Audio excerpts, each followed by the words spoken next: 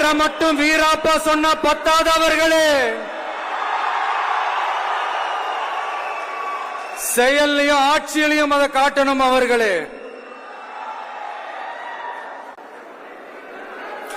ஒன்றியத்துல பாஜக ஆட்சிய ஒரு பாசிச ஆட்சின்னு அடிக்கடி அறைகூவல் விடுத்துவிட்டு இங்க நீங்க பண்ற ஆட்சி மட்டும் என்னவா? அதுக்கு கொஞ்சம் கூட குறைவில்லாத அதே பாசிச ஆட்சி தானே. ஒரு கட்சி தலைவனா ஜனநாயக முறைப்படி என் கழக தோழர்களையும் என் நாட்டு மக்களையும் பார்க்கறதுக்கோ சந்திக்கிறதுக்கோ தடை போடுறதுக்கு நீங்க யாருங்க?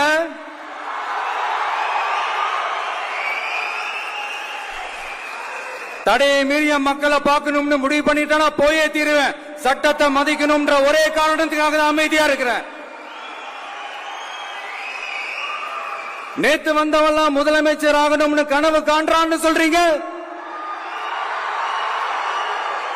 அது நடக்கவே நடக்காதுன்னு சொல்றீங்க.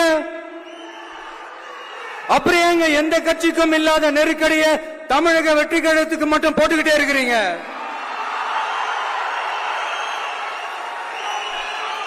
அணை போட்டு ஆத்த வேண்டும்னா தடுக்கலாம், காத்த தடுக்க முடியாது.